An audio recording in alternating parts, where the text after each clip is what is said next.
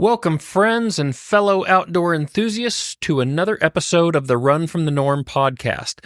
This is the show where we celebrate unique individuals who turn the outdoors into their own personal playground, one run and one adventure at a time. I'm your host, Jake Reynolds. In this episode, I'm thrilled to be joined by my longtime friend and partner in countless wild adventures, all-around good dude, Ryan Anderson. If you haven't had the pleasure of hitting the trails with Ryan, let me tell you, no bushwhack is too thick and no idea is too far out there for him. There's a reason why people refer to it as Ryan Anderson Adventure Time. One of the most extreme cases of dehydration happened on an adventure with Ryan, and let's just say we were very fortunate to make it off the mountain that day. It was intense to say the least. Now, you'll notice that we mention the Hard Rock 100 throughout this conversation. We did record this just before the Hard Rock took place, and Ryan was very close on the wait list at 6 or 7, hoping to get in. I've known Ryan for many years, and in this episode we discuss not only his running journey, but also his incredible story of weight loss and the deeply personal and emotional journey his family faced during a medical emergency that nearly took the life of his daughter, Hannah. So let's get ready for another round of Ryan Anderson Adventure Time, and let's run from the norm.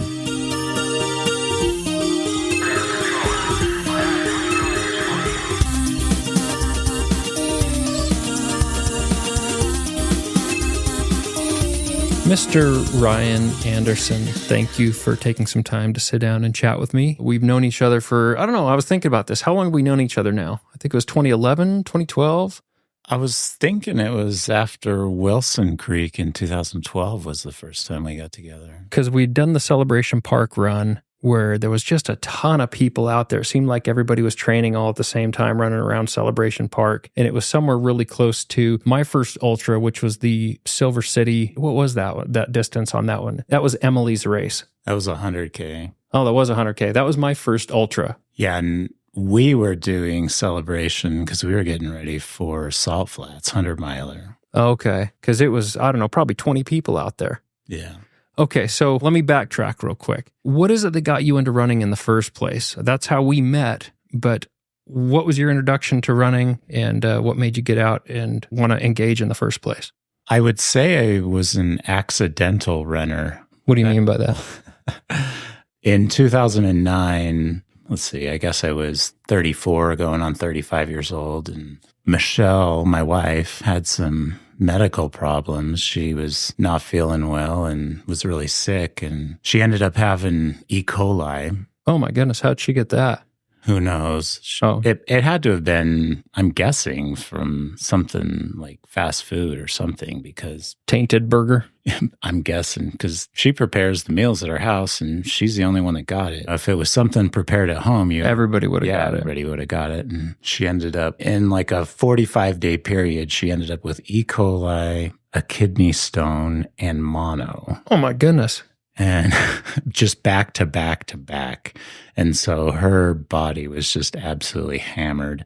And it was about all she could do to just kind of wake up and survive for the day. And during this time, she lost a fairly significant amount of weight. Because she couldn't eat, or? Yeah, she just had no gas and no go. And it's not the recommended method of weight loss, but like, hey. I don't think anybody's saying mono's a great diet.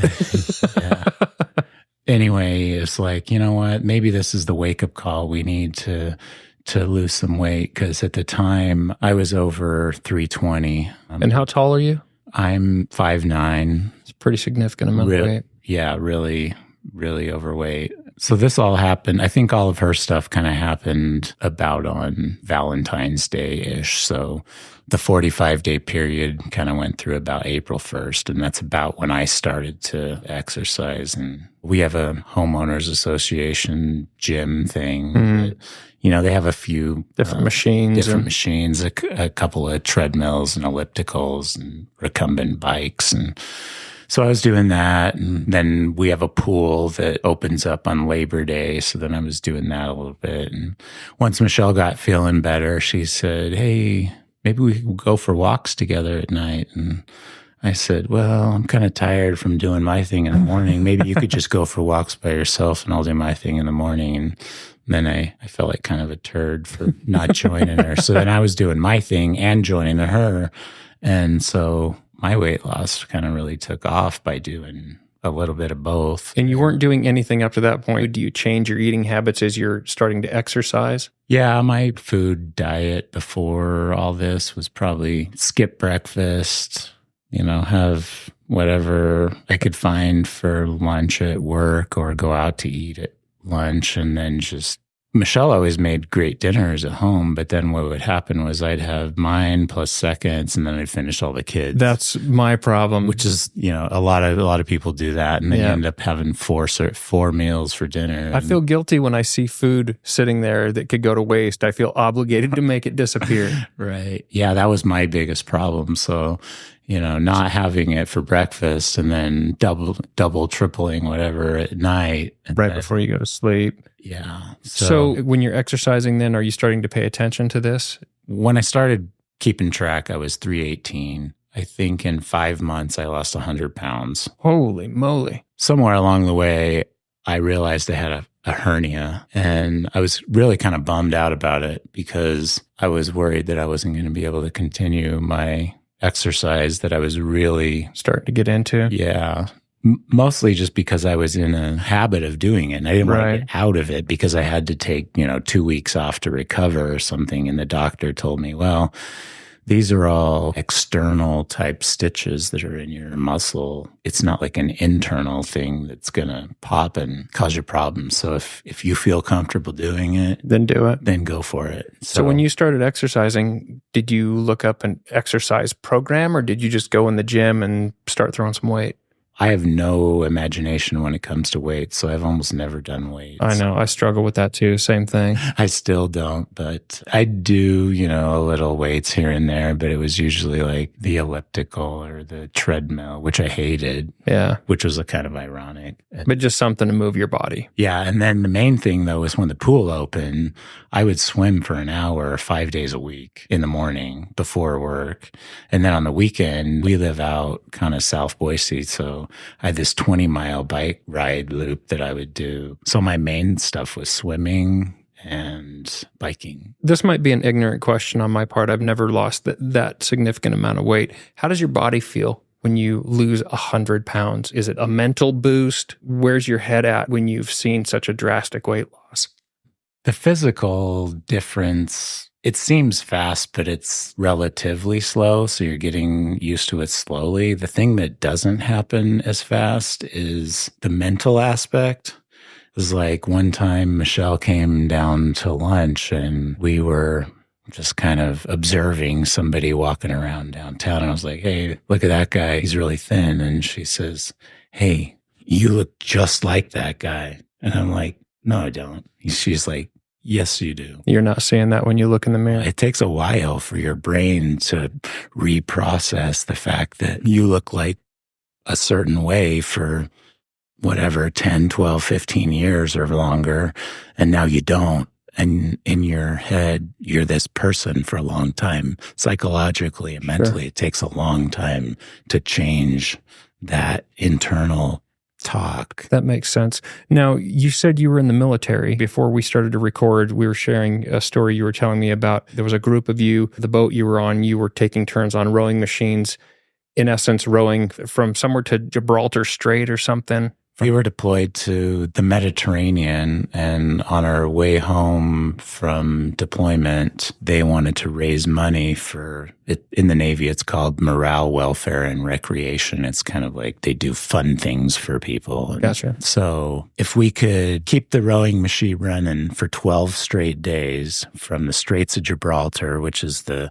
narrowest point of the Med between Morocco and Spain, it's like 4 miles wide. You can see Spain and Morocco, Europe and Africa at the same time. It's kind of cool. And from there into the Chesapeake Bay, they would donate like $2,000 to the MWR fund is what they called it. And you signed up for it. So I signed up every single day at 7 a.m., right there in the middle of when we were supposed to be meeting and having what they call quarters, where you talk about what your team's going to be doing. What your team's going to do for the day. And it just so happened that the rowing machine was right where our team had their meeting spot. And you said that the person rowing gets to choose the music. Yep. And so I chose Rage Against the Machine every single day at 7:00, right during the meeting. And they would always tell me to turn it off. Pissed off a few people.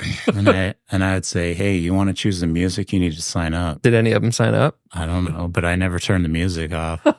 That's funny. So you're on the boat, you're doing things like the rowing activities. Anyway, in the military, I assume you have to stay consistent with your PT. When you do get out of the military, what shifts to where you had this period where you increased the weight to where that became your normal before we'll get into the next step of that story? Well, first of all, I came home and I was married at the time and I had one child. And Okay. Michelle worked and I was going to college. Then we got pregnant with our second child. So Michelle worked as long as she could. She worked almost right up to when our daughter Hannah was born. And then when she couldn't work anymore, I started working full time. So I'm working full time, going to school full time. And it's just all you can do to get through a day. Trying to be a husband full time and a dad full time. I mean, you blink and time has gone by. Yeah, this story is not unique. I mean, there's a lot of parents out there that are everything to everybody. But, for me personally, that's kind of what slipped because there's only so many hours in the day. And for me, it was about all I could do to get school and work and family obligations done. And everything else just kind of falls to the wayside. Yeah. So how do you go from there to running 100 miles? How do you put those two? How do you put those two together? The catalyst was having a hernia surgery. So 1st of August, I'm doing really good. I'd probably lost 85, 90 pounds. I don't know. And the doctor says, you can do whatever you want to do. You just can't go swimming anymore. With the incision, it needs time to heal. Because I was exercising before work, and I didn't want to go riding my bike at 5 a.m. In the dark on the roads, because I hadn't really been out to the trails and didn't have trail lights and all that stuff yet. But anyway, so I was like, what am I going to do? He's like, you could try running. I'm like, oh, that sounds horrible. Why do I want to do that? And he's like, well, it's not forever. Let's just till it heals. It might only be a little bit. So I had the surgery. I think the day I had surgery, I got up and I walked. It hurt and it took forever, but we walked from our house to the end of Maple Grove. It was like, I don't know, half a mile or something. And the next day we were going to McCall. We get up to McCall and I took my mountain bike because that was about the only thing I could do. And the next day I rode my mountain bike around the lake, Bayette Lake, the day after surgery. And everybody was really worried about me because I was gone forever. Cell phone coverage is on that backside. Sketchy at best. And I come rolling in and everyone's like, oh my gosh, you're okay. I'm like, why wouldn't I be okay? I'm like, you've been gone forever. I'm like, I'm just slow. You're enjoying it. And everything hurts. I'm like, yeah, but you just had surgery, dude, yesterday. We were worried about you. I'm like, I don't know. Sorry. What is it about dudes being stubborn? When I had my innards fixed after I was done with kids, the next day I was out splitting wood and delivering firewood for a tree company that I worked for back in the day. Yeah, so I had this surgery and I rode the bike. Then what happened was they had these internal stitches, and these internal stitches are permanent, but so they're kind of like this monofilament, and it's like like fishing line or something. And the way that they tie them, they kind of tie them like, I don't know, like a French braid or something, so that they're supposed to kind of lay down and then just lay down flat. Well, they didn't lay down flat. They kind of kept poking up, and they kept poking through the incision. Oh. So it kept weeping and weeping and weeping, and I went back and I tried to fix it. And so then I start running like the 1st of September, and it keeps weeping, and then I set an appointment for the 15th of September, and it keeps weeping, and I keep going back, and I keep going back for months. It just won't heal. And in the meantime, I start running, and I start to enjoy it miraculously. It starts to shift for you. And my sister, Rochelle, she lived in California at the time. And her husband, when he was in college, had run the St. George Marathon. And she wanted to do the marathon, but not that year. She said, let's get in shape, marathon shape, and then we'll put our names in and do it next year because it was a lottery. And I said, okay, I don't know anything about running. So she was following a plan. And I said, email me whatever you're doing this week and I'll do what you're doing and we'll follow that. So she had some like 18-week plan. So, and she was doing a walking plan, like a walk to marathon. And I was like, yeah, okay, fine, I'll do that. So I'm doing her walking plan and I'm like, gosh, I got stuff to do. So after a while, I started running it so that I could just get done. And then I'm like, oh, this isn't so bad. And, eventually I got through it. And, so I started running on September 1st. And both of us were going to just run let's see if we can do it marathon at the end of this training plan. Mm-hmm. And then because of conflicts and whatever, her plan 18 weeks turned into, I think, 12 weeks or something. So I ran my first marathon on December 6th on the Greenbelt, just me and Michelle. I didn't have like a running watch or anything. And for anybody who doesn't know, there's 10th mile markers everywhere on the Greenbelt. You've probably seen them. But if you didn't have a watch and you wanted to know markers and you wanted to know how far you've gone, it's easy to start at the 0 marker, which, if you don't know, is the Anne Frank Memorial. Okay. We started there and Michelle was on her bike and she just carried a backpack with water. And I did 5 out and back towards Glenwood, came back to the car. We did 5 out and back to basically Barber Dam, came back to the car, and then did 5 out and back to the golf course. Warm Springs Golf Course. Yeah, Warm Springs. And so what she would do is she wouldn't quite go to the out and back. She would stop a little bit short, grab the water out of the backpack, and then hand it to me. So I never stopped the whole time. You just kept going. I was moving and the watch was moving the whole time. And you did this for a marathon distance? Yeah. And that was your first, I'm saying this in quotes, but that was your first race. Yeah. And I think it took me, I don't know, like 4.5 hours. And this was before I knew anything about, preparing for a run. And of course it was December 6th. So it was like 20 degrees and I'm wearing just sweats, like regular guy sweats. Got your Rocky outfit on. Yeah. And for those who don't know me, I sweat like a beast. So my sweats weighed like 28 pounds. And then I had it was 20 degrees out. I had a long sleeve cotton t-shirt that weighed 9 pounds. And then I had a long sleeve sweatshirt that again weighed probably as much as the pants. Oh my gosh. You're just decked out in cotton. Oh yeah. It was insane. And thankfully there was no snow on the ground. But anyway, so we finished and, it was kind of, Did the light go off at that point after you finished it and suddenly you want to sign up for another race? Or at what point did you shift from, I've done this marathon, and get introduced to this crazy world of ultra marathon running? Well, in the beginning, it was kind of uneventful. You finish and you're like, oh, that was interesting. Now what? What do I do next? And I've got this fitness. What am I going to do with it? Yeah. So I mentioned to people that I ran a marathon and people would say, oh yeah, which one? That sounds cool. And I said, well, it wasn't a real marathon. It was me on the Greenbelt. My wife was riding the bike. And then people go, oh. They're deflated because they didn't, they want to recognize the run that you did. Right. And then I kind of thought to myself, I'm like, 26.2 miles is still the same distance whether you paid $200 and got a crappy t-shirt. Right. Or not. Or you just went out and did the adventure. Yeah. So after that, I started calling it the Ryan Anderson Invitational Marathon. And there was one invitation. And then, Is that the one that you still do? And I still do it. Okay. Because you did it this year, correct?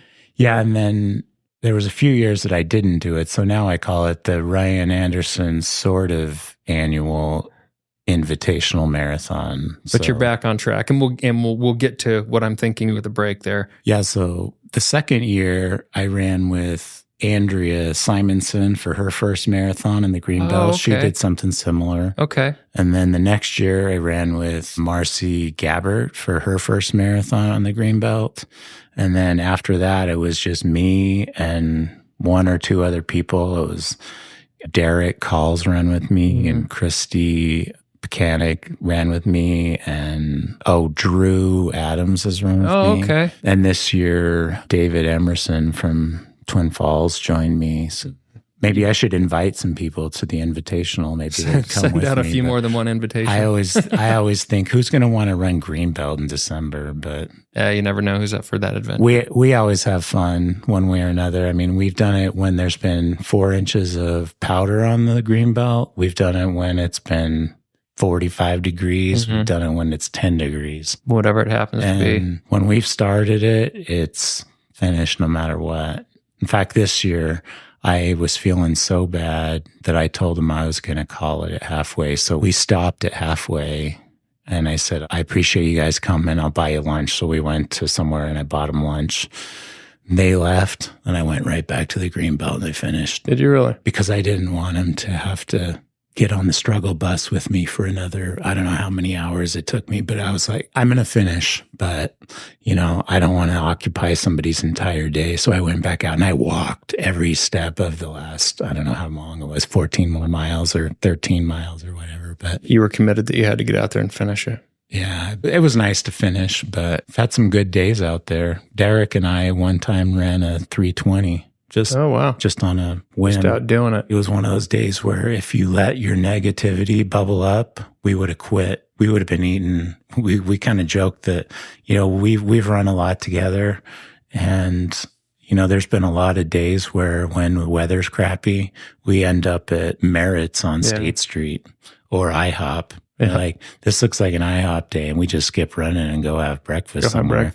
And on our out and back down to Glenwood, I just wasn't feeling it, and he wasn't feeling it. And I was like, man, this sucks. I just want to quit. And I was like, yeah, but we're here. Might as well just keep going. And then things kind of turned around, and we ended up running like someone's dream day, 320. That's moving right along. That's what I ran at the Boston Marathon. Oh, wow. Yeah. And I told him this when we finished. He's like, oh my gosh, if you would have told me, we would have been eating waffles like 10 minutes later, because I was thinking the exact same thing.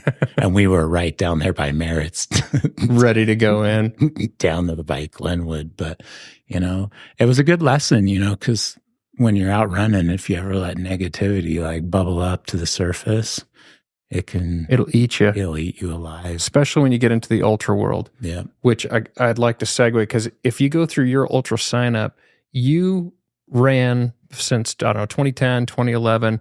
You ran so many races every year. It seemed like you ran just about everything you could get to. And a lot of races you've ran consistently year after year after year. What introduced you to the ultra world, and what made you want to get into it? Once I ran my marathon, and the next year I did get into St. George and trained, and over the winter I ran the Leon's Fat Ass 50K on January 1st, And that's out here. I've wanted to resurrect. Yeah, I've wanted to resurrect that because that was fun, and Emily used to do that for a while, and that was the first ultra anything I did. Oh, really? It was my first DNF too.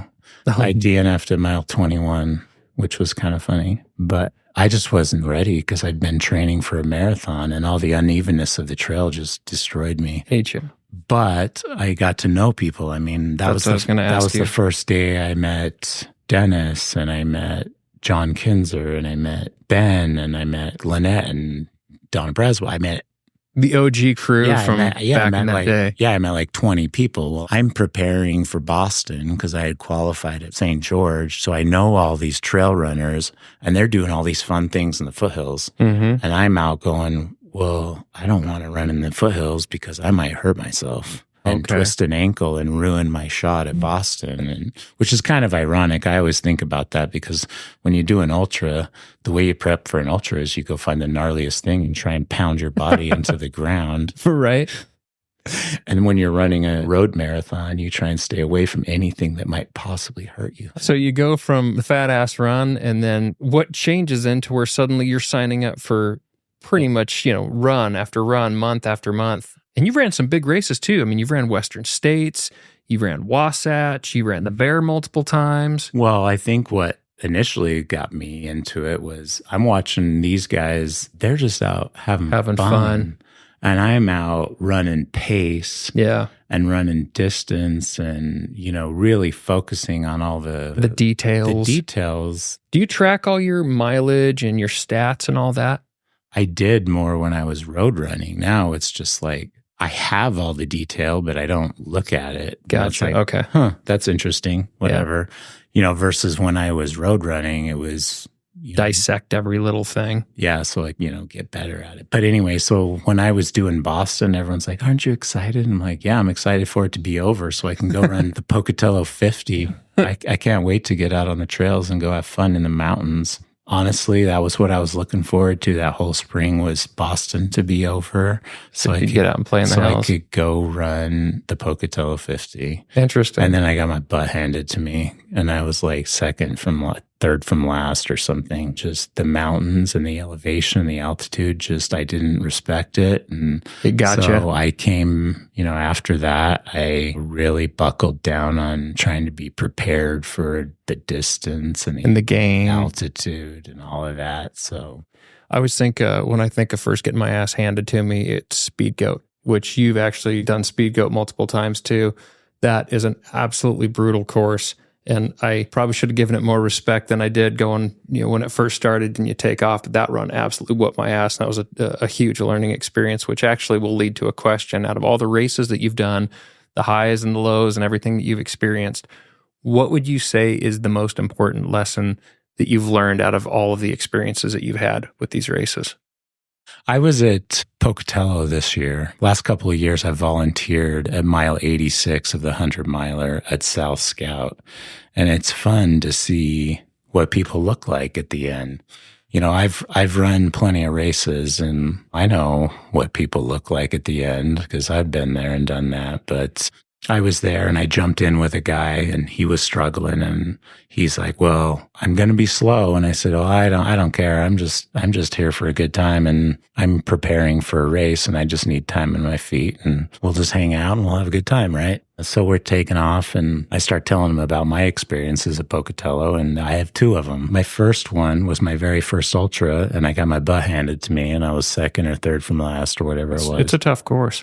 And the second time I ran the 100K and I was dead last. So that day, I think it was 2013 or something, I was running into City Creek and there was like a sagebrush that had gotten kind of bent over and I kicked the bent over base of the sagebrush. And when I did, I really yanked my hip flexor and I couldn't run downhill. And when you're at Pocatello and you cannot run downhill, you are royally screwed. Yeah, you're in trouble. You can't just run all the uphills and walk all the downhills there. And so I was just deflated. And that's early in the race. It's like mile, 16. I was before 20. I just kind of came in and I was kind of deflated. I'm like, well, I'm just going to do what I can and maybe I'll get cut and maybe not. Just keep on moving. So I just kept moving and tried my best. And I realized I was way at the back and I'm looking at my watch and I'm thinking I'm going to get cut at, oh gosh, I can't remember what the name of the aid station. It's the one that crosses the highway. So I kept laying down on the trail trying to relax my hip flexor. And so everyone who passed me kept telling the aid station, there's a guy laying down on He's the trail. dying. Yeah, there's this dude and he's hurt. And so when I got in there, hey, did you see the guy on the trail? Is he okay? And I'm like, that was me. And they're like, oh, awesome. You just made the cutoff. And I was super bummed. I just wanted to be cut so my day could be over. So then I had this moment where I was like, do I just want to quit? I'm like, I'm not going to quit. I don't want to be a quitter. And they had a rule there that you couldn't leave that aid station without a headlamp. And my headlamp was at Big Fir, that's the aid station after. And I wasn't probably going to make it there. Plus, it's all uphill. You got to go over Scout Mountain. You got some hours in the mountains without a headlamp. Yeah. So I was like, does anybody have one I could borrow? And it was just total crickets. And I was like, well, I'm not quitting and I don't have a headlamp and I'm leaving. So I left. I just walked out. And the race director, Luke Nelson, comes up on a beach cruiser in flip-flops.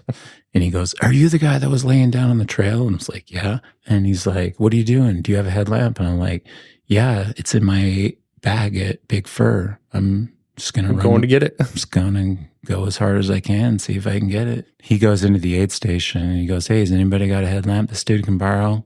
Someone hands one to him, just like 2 seconds. I'm like, I get it. You know him. Right. He's good for it. You don't know me from Adam, whatever. Mm-hmm. Someone gives me a headlamp. So I take off and I just made the cutoff like within minutes at Scout. So you're bummed out again. Oh, dang it. I just made the cut Big Fur. And back then, Carl Meltzer was the aid station captain at Big Fur. Oh, wow. He always was. And then there was another guy there named Rock Horton, he's a legend too. An OG legend too. And I said, am I in last place? And he's like, yeah, you're the last guy. And he's like, what's going on? Are you hurt? Or are you just having a bad day? And I was like, well, for perspective, Carl, I finished Speed Goat in 7 hours and 30 minutes last year. And he's like, holy beep, you are having a bad day. Because that's a really good time at Speed Goat. Yeah, that's a good run. And he knew it. So then when I left out of there, he knows you're capable of it. He actually walked up the hill. And for those who don't know, the hill out of that last aid station is a punch in the face. It's just straight up for, I don't know, half a mile or something. He walked that whole uphill with me and we just chit-chatted. That's cool. I made it in. And of all the races that I've done, honestly, that's the one I'm the most proud of. Why is that? I think it's just because I was so close to not making the cut when I could have just quit. And I just kept giving it everything I had. What was it that kept you going? I don't know. It's easy to quit. Stubbornness, I think. Yeah. You know, I've had other races where I've quit since then, but usually it's, you know, some sort of painful thing or like you can see on the clock that it's just not going to happen. And, you know, there's times when if you have time, why not just keep going? But that's the one thing that I always think about. Is that race in that moment? As a positive thing. Another thing I always think about is people will ask me if my kids run, and I always tell them, no, they don't really. My son has done a race here and there. He did the McCall Classic, the Bear Pete one with me last year. And I tell people, you know, honestly, I don't care if my kids ever run a step in their life, but what I hope they gain from observing me is that you can do hard things. You can set crazy goals and you can achieve crazy goals and do difficult things, whether that's running or school or relationships or whatever that may be. Nothing is impossible if you put in the work. Yeah. Whatever it is in your life. I think of Tracy Harris after a discussion I had with him, and he kept repeating, work works. Yep. Yeah, it absolutely does, because I don't push it either. But what I do encourage is, again, what you're saying, doing hard things and spending time outside, because there's just something magical for me that puts me in a better mental headspace when I'm spending time outside or I'm out sweating and whatever that might be. And I want the kids to see a positive role model in what you're doing. Right. So I'm going to shift gears a little bit, as we're talking about kids, and you're deep into racing. You've been doing it for a long time. You've had all these experiences with all these different efforts, whether it's, again, I mentioned Western States, Speed Goat, Scout. Your ultra sign-up is lengthy. And then everything changes because, again, going back to family, suddenly you had an issue where you really had to kind of circle the wagons around something happening with one of your children. Do you want to speak about that? Sure.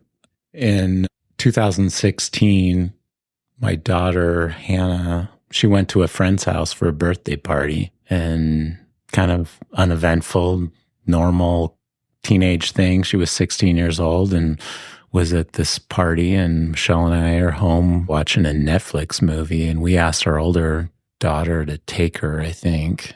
Then at some point she calls and says, "Hey, I'm not feeling good.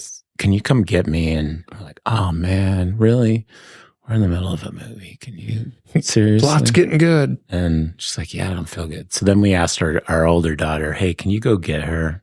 She's feeling sick, not feeling good. It's just right around the corner. It's like a half a mile away. So there's nothing leading up to it. She was good health, feeling fine. Yeah. So Cammie goes over there to get her. And then Cammie calls us and she says, "Dude, this isn't right. You guys need to come and get her." I'm like, "Just bring her home. It's like a half a mile away. Like what possibly could be wrong?" And she's like, "You got to get her over here right now." We're like, "Fine." We're thinking it's just like no big deal. And we go over there and she's just kind of incoherent and she's been throwing up, and they had given her some Advil or Tylenol, I don't remember which in retrospect is the absolute worst thing they could have done for her. But thankfully she was throwing up, so it didn't matter. But anyway, we ended up taking her to the hospital, and unfortunately, we took her to St. Luke's in Meridian as opposed to St. Luke's downtown, because from where we live, it's kind of a toss-up.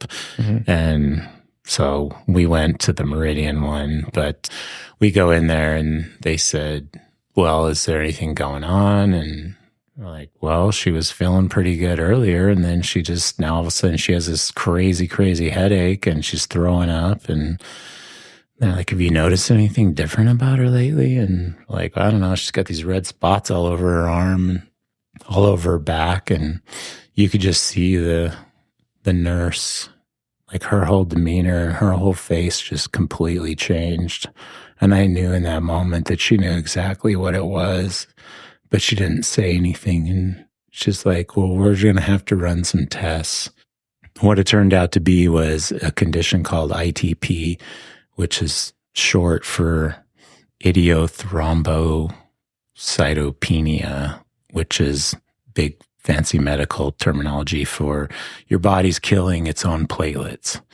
So when your platelet count drops below a certain point, your platelets keep the clotting factor in your blood. And once there's no platelets in there, it kind of reaches the same consistency as water, essentially. Mm-hmm. And so once it reaches that level, the blood no longer wants to stay within your vessels, and it falls out of your vessels. And the red spots are petechial hemorrhaging. And that's what you can see visually on the skin, but that's also happening everywhere else in your body. So it's happening in your brain. And she had, essentially a brain hemorrhage, and that turned into a stroke. And it's 16 years old. Yeah. And so that's what her headache was a brain bleed. So they rushed her downtown for emergency brain surgery. And initially we thought she had, like a bad migraine. They'd, do some tests, give her some fluid IVs and some medication, and we'd be on our way and get back to your Netflix. Yeah. In fact, that morning I had woke up at like 4 a.m. and run 20 something miles up in Glens Ferry, and I was dead tired already. And so Michelle had told me to go home and she would let me know, and she called me and I was just completely brain dead, and I answered the phone and she said, "Meet me downtown." And I was like, "Yeah, okay, cool." And then I hung up the phone and went back to sleep. Oh no. And so they transferred Hannah in an ambulance, and Michelle went downtown while they're doing surgery. Michelle's waiting for me to show up, and I'm asleep. You're just out because I'm exhausted. And she called my daughter, Cammie, and woke me up. Anyway, I got down there like crazy late, and Michelle had to deal with this all alone, which was terrible. But suddenly your life is completely upended. Yeah. And this was July 30th of 2016. And how do you cope with that? I mean, obviously I was around at this time too, and I remember how difficult this was. I mean, it was scary times of whether she was going to make it or not. And I can't imagine what you're going through as a parent, having to watch your child go through this. How do you deal with that? Honestly, we didn't know. I think mentally as a parent, I couldn't let myself get there, because I didn't want to be negative, kind of like we were talking about, like the ultra running stuff. You let the negativity or the second guessing bubble up to the surface. It's going to eat you alive. And it'll eat you up. You know, if you let the thought come up that, you know, my child could possibly die from this, you can't function. You have to put all of that completely out of your mind and just focus on what can I do to improve this situation right here, right now, and just ignore everything else, which was really hard because, you know, we have 4 kids. So, you know, at the time, our oldest was working and had a vehicle, so she could get, you know, around and to the hospital and do the things that she needed to do. And our 2 younger kids were 12, 11. So, you know, we were at the hospital or at work. I still had to work because I got to pay bills and have insurance and all this stuff. And, you know, I got FMLA, which is wonderful, but that just gives you time off. It doesn't pay your bills. Yeah. And so you still have to take care of the responsibilities. I still had to go to work, which was horrific to have to sit there at work and wonder what's happening at the hospital all day and then try to get your brain around the work that you're trying to get accomplished. Yeah, and balance all of the things that I deal with, Hannah's situation, and got other children that they kind of lost their mom, dad, and both their sisters on the same day, which was terrible and tragic for them too. And it's summer vacation, so they don't really have a support network, which was crazy. And at that age, it's tough because they don't really fully understand the scope of what's going on like you would as an adult, I guess. Yeah, that could be good or bad. I know. So what role did running play in dealing with that? Because I know there was one morning out running the foothills, and I think I came across somebody in the dark and happened to hear, "It's Ryan Anderson." I don't know if you remember that or not. I can only imagine things were just a blur, but what role did running play in getting you through managing all of this? Or does it just not become important anymore to where everything kind of falls to the wayside and it's, again, circle the wagons, focus on family and buckle down? Well, in that first month, I still got out most days because that was the thing that I used for my stress reliever. On a normal day. And that's what I for sure used it for during this time frame. I remember one time you and John Kinzer came down and we went and ran up across Fat Tire at 11 o'clock at night. Yep. I think about that a lot of times when I cross Fat Tire because I had such a crazy schedule that, you know, I would call people and say, "Hey, I got time. Do you have time?" Like one time I did a run up at Bogus from like 11 to 1:30 in the morning. You know, like I wanted to keep some sort of sense of normal that year. I ran the Bogus 60K, but I ran it when I had time, which started at 10 p.m. And I finished right as they were starting the regular 60K.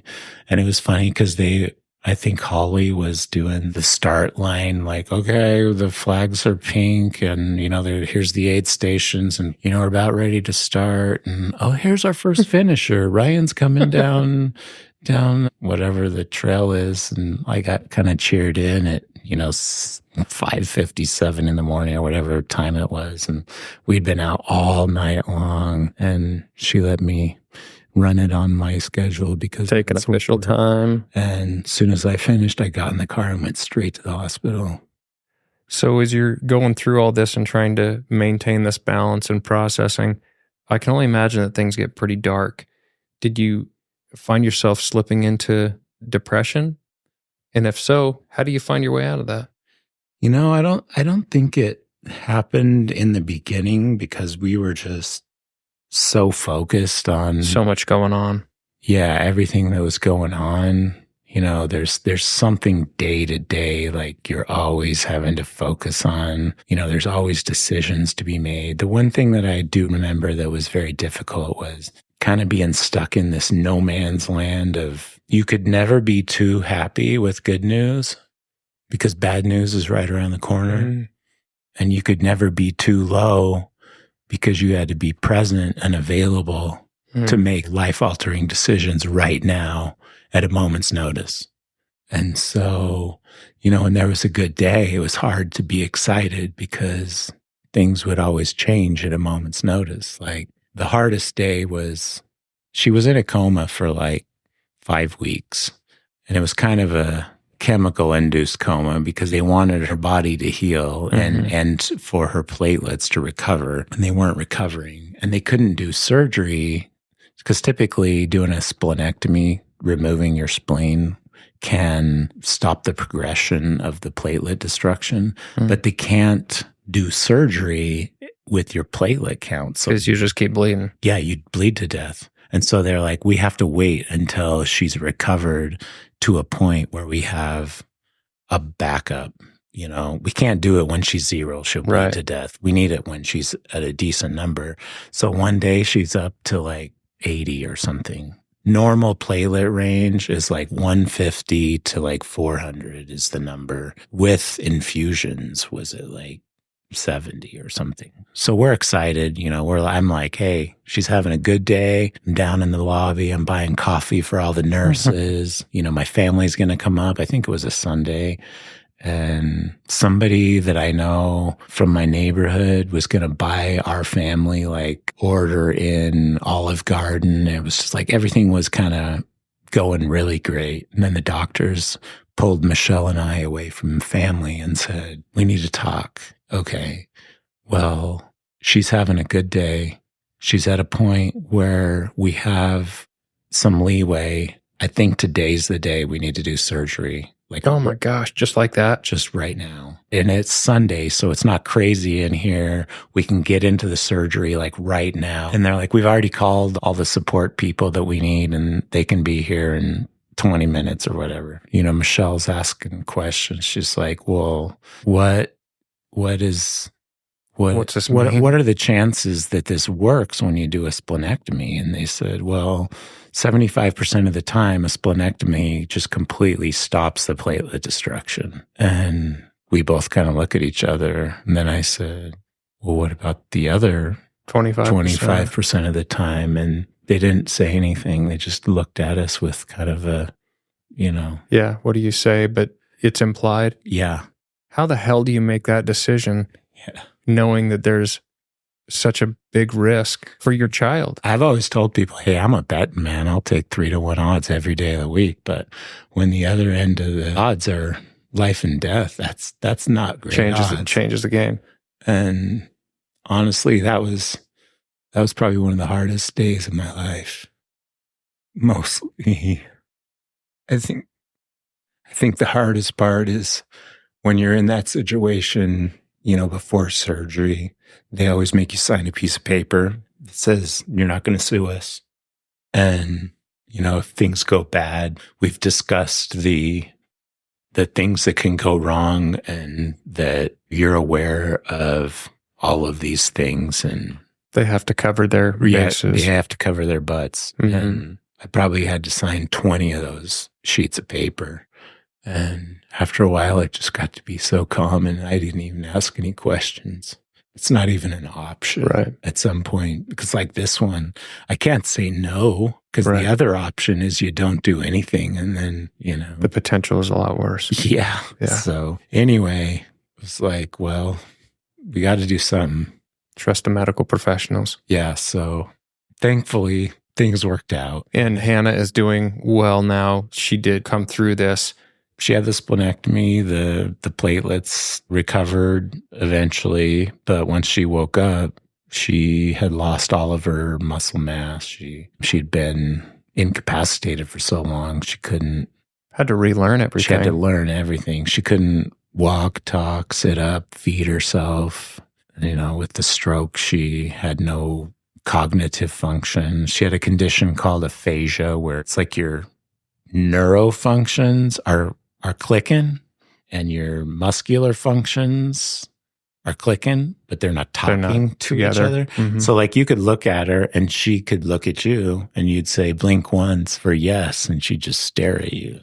But inside her head, she knows what you said to her, but she couldn't put the neuro function and actual muscular do this function together at the same time. So she had to go to rehab to learn all that. And once we got down there, the way they kind of described it to us was, it's like her brain was a big library that just had a 9.6 earthquake. Oh. And all of everything she's ever known. It's in there, but it just scattered on the floor. Yeah, it's sitting on the floor in a big pile. And our job is to do enough therapy that we can pick these things up off the floor and put them back on the shelf. In the right spot. In a place that she can access them. So, Crazy. So we start, she started with colors. She's now 17. She had her birthday while she was in St. Luke's. Started with her colors and her numbers, that she learned when she was you have to start it all over again. Yeah. And how is she today? So she's doing good. She graduated high school and she's taken 2 years worth of college at CWI, and she drives her own car. She does have to have a special driving apparatus because of the weakness on her right side. So she drives with a left-sided gas pedal and one of those like steering knobs, but that's just the way she makes sure nobody borrows her car. Yeah. Well, it can come out, so I can borrow her car. In fact, I used to borrow her car all the time when she wasn't able to drive, and it was kind of irritating for her because it was this constant reminder that she wasn't able to drive. And so I went out and just bought a car exactly like hers for myself. The only difference is mine's gray and hers is red. Oh, that's funny. It's an '08 Scion. It's the same car. Oh, that's too funny. But anyway, so yeah, she's doing a lot better. She works at Amazon. She's awesome. She kind of jokes. When she was in the hospital, they did a brain scan on her, and the doctors had told us, when there's a situation like this, there's kind of an array of survivability that can range from 0 to 100, completely non-responsive to everything's cool. And he's like, with the brain scan that we've done on her, she's like 96%. Crazy. She just had a little bit of, from the stroke there, you can see there's a little bit of brain damage in there. But she was pretty damn lucky. Yeah, Hannah jokes that she needs a hoodie that says 96% on it. That way she can tell people why she's a little goofy.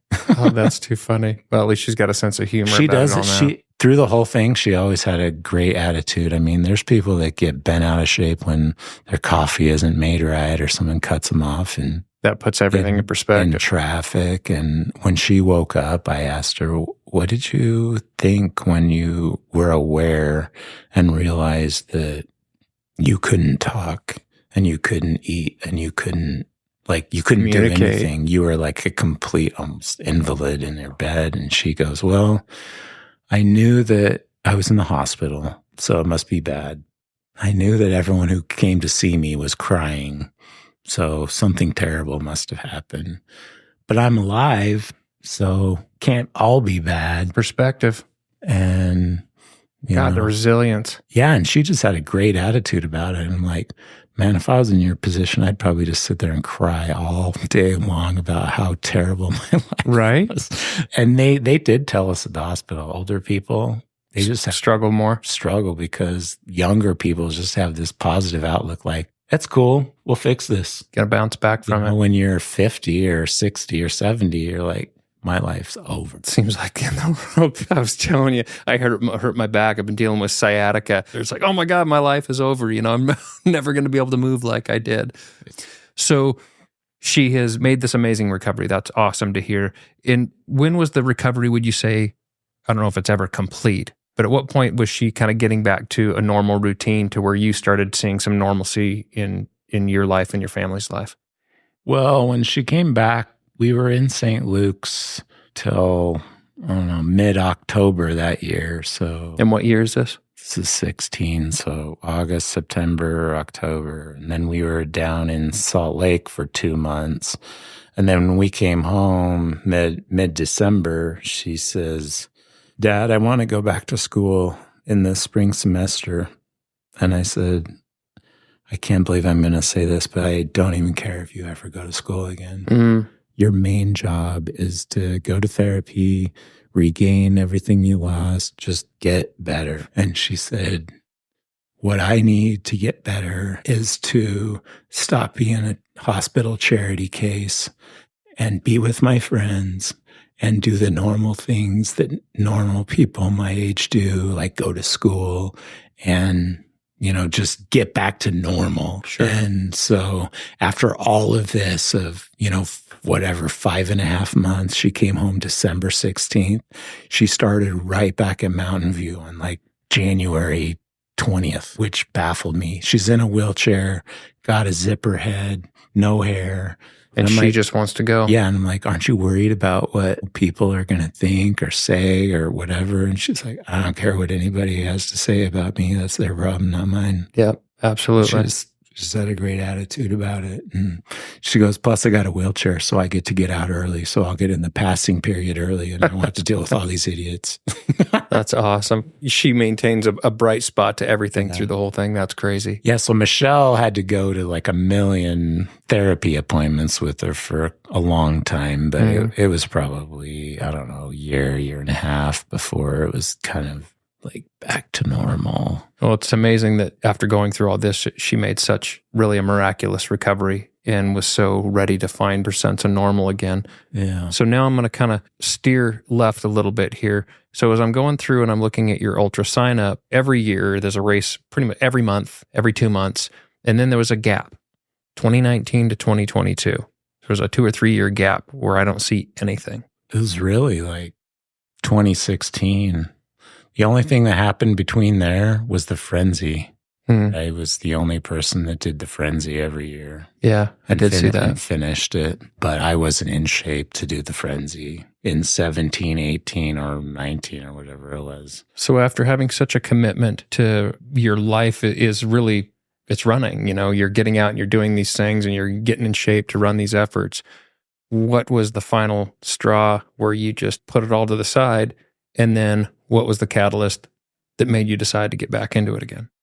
Well, I think what happened was when we were going through all of this with Hannah, we were so focused on making sure that we were taking care of her and getting all of her needs met that we neglected our own. Plus, we were on the road constantly. Like, I lived at the hospital because I had to work, like I said. So, and Michelle, we kind of took shifts, right? So she was there during the day and I was there at night, just in case something crazy happened or they needed somebody to give permission to do something. So I worked during the day, and after work, I would go to the hospital. And then in the morning, Michelle would come to the hospital and I would go back to work.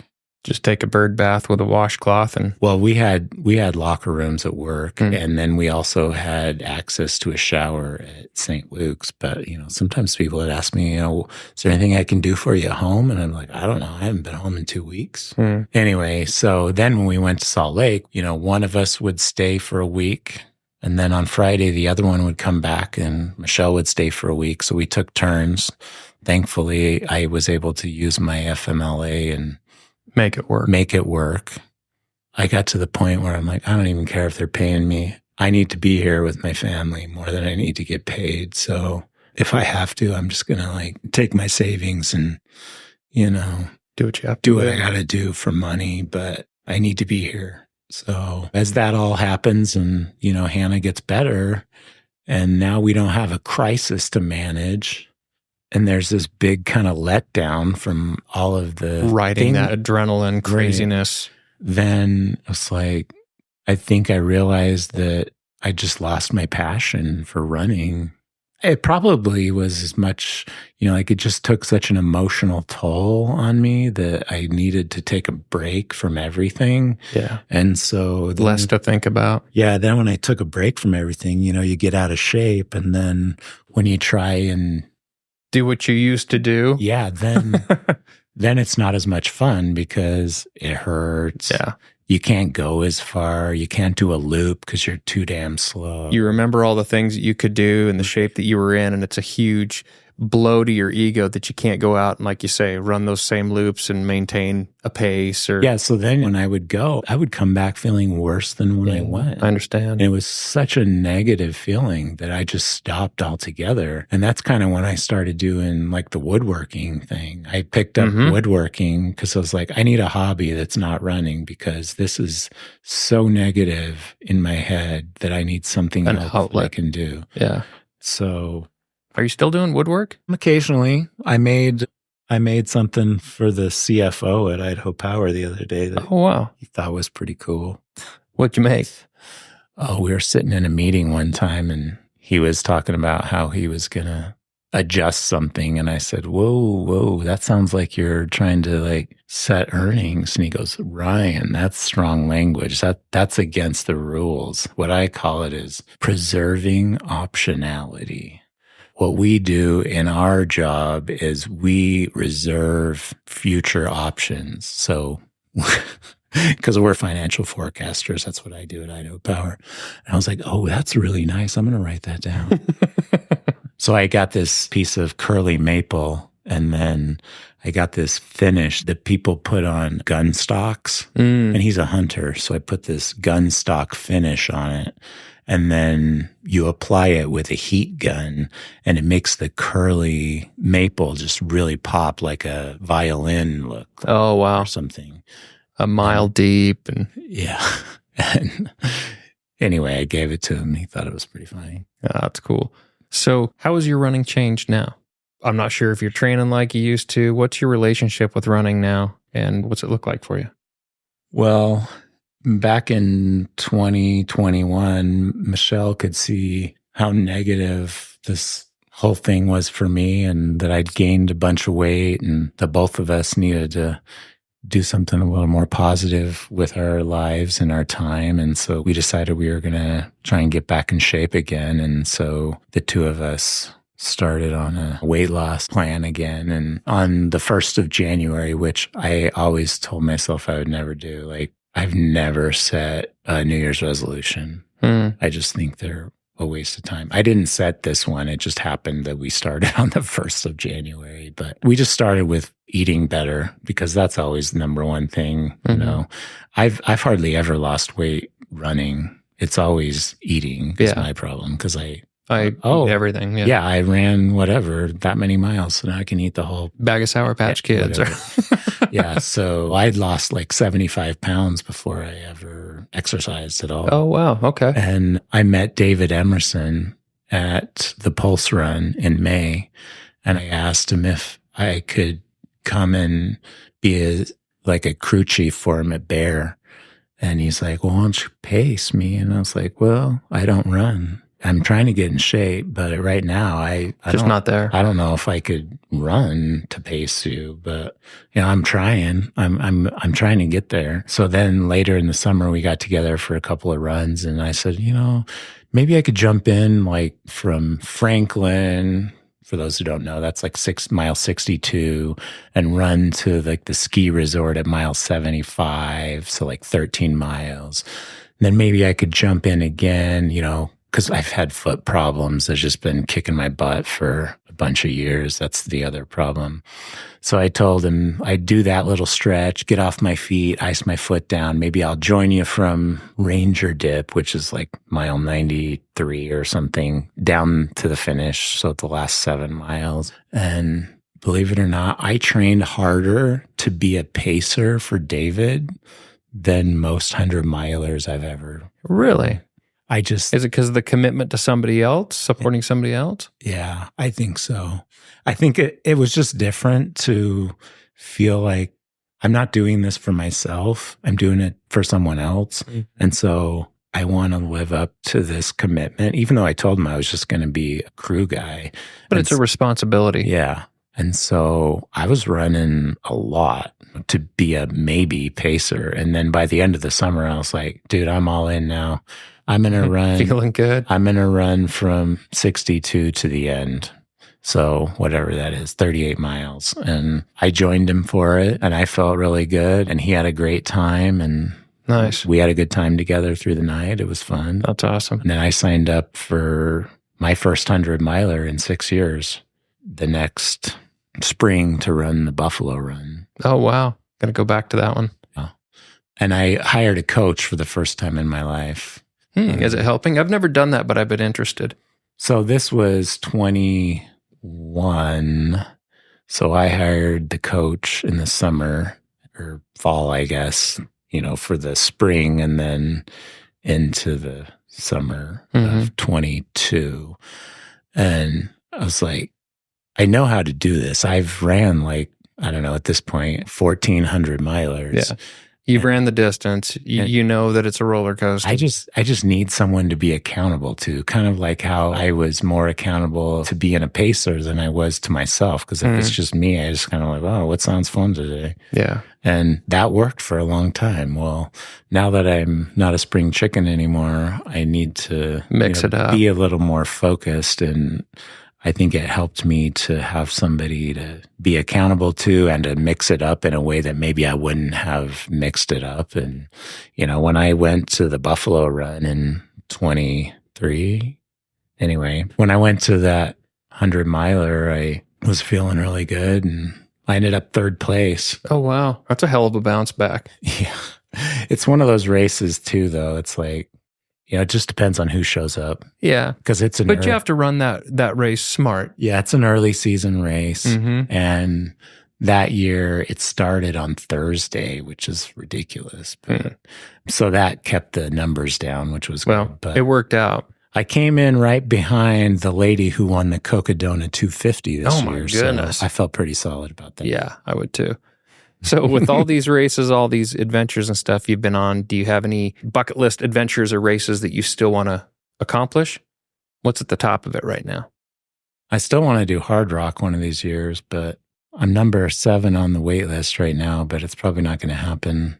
The race is this Friday, and I don't have a ticket to Colorado because I don't think it's moving that fast. Yeah. There's one guy ahead of me that I know is going to drop.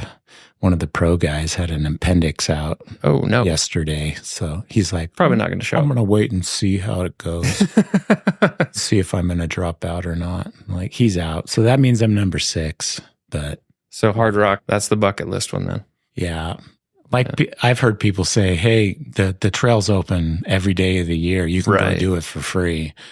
But I know haven't you been out there and kind of explored some of the course? That's what I was doing the weekend beforehand. I went to the hospital. Oh, jeez. And her condition was active when we were in Colorado. And what would have happened if that had happened when we were in Colorado?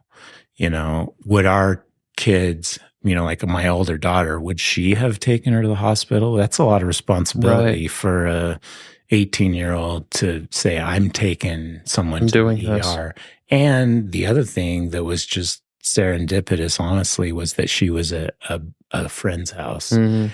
Had she been at home, she might have just gone upstairs and taken a nap because I'm not feeling well. It could have been drastically different. Yeah, you might just fall asleep and that would have been that. Yeah. The fact that she was somewhere and needed to be picked up is probably what saved kept her life.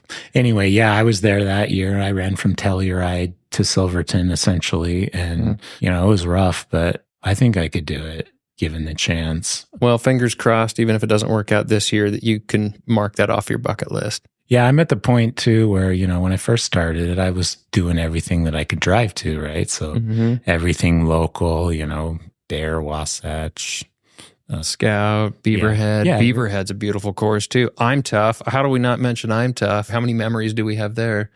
Yeah, my problem is I've never finished it. So, oh man, that's got to be on the bucket list. And then too, you're gonna have to finish that up. I've done everything there but finish. Paced, crewed, been an aid station captain. It's an ass kicker. It is an absolute ass kicker. Well, Ryan, I appreciate you taking the time to sit here and chat. We've got so many memories. We could, go on for hours, but I want to ask you a couple of questions to kind of tie a bow on this thing here. One of them revolves around the shirt that you're wearing. Mm-hmm. Can you tell me what it says on your shirt? My shirt says, "Don't mess with the fat kid." What's underneath it there? Oh, I made this once upon a time when I have a blog that I used to write on. I haven't written on it forever, but has the address to my blog on it. And what's the significance of that blog? It was basically kind of like race reports and memories of being out on the trail more than anything. And I don't know, it's just kind of a journals more than anything. And I think about writing in it a lot to fill in the gaps maybe a little bit, or let the gaps fill in themselves as you start just to write whatever it is that happens to be top of mind at that moment. Yeah, I think the one that I want to write that I haven't written most is Wasatch 2016. So when Hannah was in the hospital, I was signed up for Wasatch. So she went into the hospital on July 30th, and Wasatch is always the weekend after Labor Day. So it's like September 8th, 9th, 10th, something usually every year. And I told Michelle, I said, this is going to sound really terrible and horrible of me, but I really want to go. I know that I could just not go and lose my money and be here, but I need to not be here, clear my head, get in a better mental space. And then when I return, I can be more present and be, a better husband, a better father, all of those things. Anyway, one of the pictures that I gave you for, to put on the episode is a picture of me and Christine Birch. And that was me and her coming into Lamb's Canyon together with a big old smile on our face. Okay, I was wondering where that was at. And when that picture was taken, Hannah was sitting in the ICU in a coma. And her husband, Tim, was there, and I think he's the one that took the picture. And Derek Call was there. So she paced me down from Big Mountain down to Lambs, and then Derek paced me, I think, from there to the end. And I told Derek when we got down there, he obviously knew what was going on and everything. And I said, if I even think about quitting, I want you to punch me right in the face because I cannot come down here and not be successful, because being here is meant to lift me up. And if I come home anything less than finishing, it's going to have the exact opposite effect on me. And for those who know me, when I go to a 100-miler, I typically have this whiteboard. And before I leave, I always ask my family to write down a mile that I'll think about them during the race. And it's just kind of for fun. And I do my best to remember the numbers. And if I can, take a picture of what's going on at that point of the day. And, on that one, it was like everybody had their mile. And then on Hannah's, I wrote the hardest one, because this was my third time doing Wasatch. For me, my personal hardest mile is one that is called the Grunt. It's after Ant Knolls, which is like mile 82 or something. And it has some ridiculous, like 1,200 feet of gain at mile 82. Oh, jeez. But when you get to it, you're right on the ridge to where you can see Salt Lake, but you can also see the backside to where you can see Heber Valley. Mm. And so this is Hannah's mile.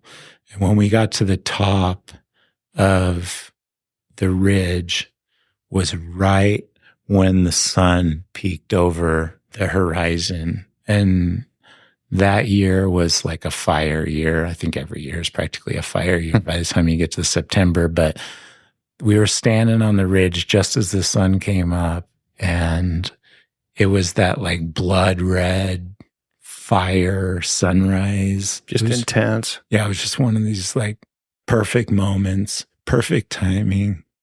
And it was what it was supposed to be. Yeah, it was just a great moment. So anyway, when I resurrect the blog, that'll probably be the first one that I put in there. And that would be my first to get back in the get your writing back again. Writing. Yeah. Well, I look forward to reading that. All right. Well, I've got one more question to wrap this thing up, and it can go whichever way you want to take it. But the question is, What does legacy mean to you? And what is the legacy that you hope to be remembered for?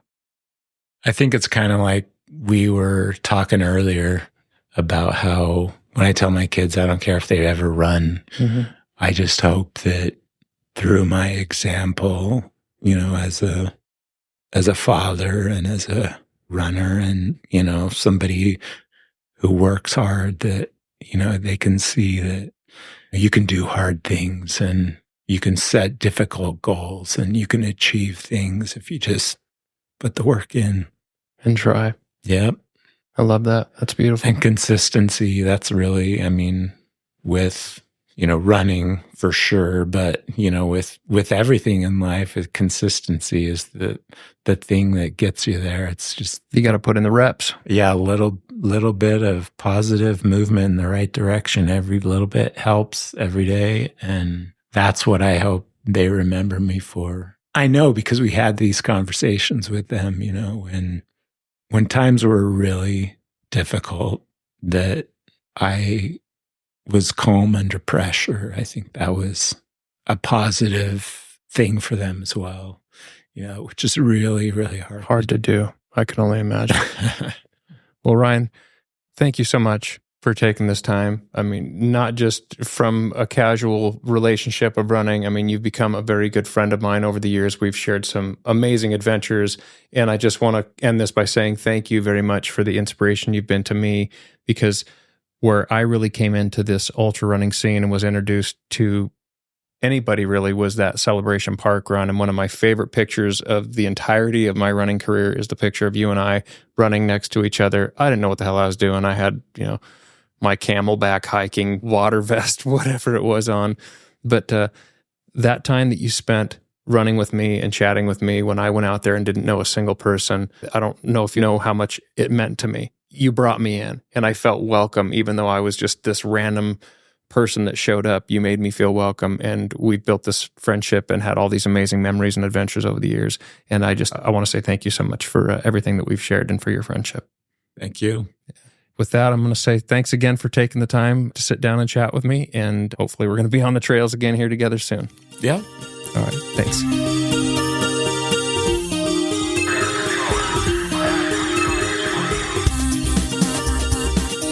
And that wraps up another episode of the Run from the Norm podcast. Thank you very much to my longtime adventure partner, Ryan Anderson, and I hope you found some inspiration in his incredible journey both on and off the trails.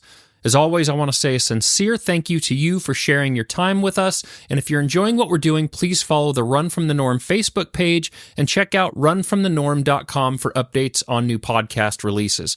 Stay passionate, embrace authenticity, be inspired, and just keep moving forward. Most importantly, get outside and run from the norm.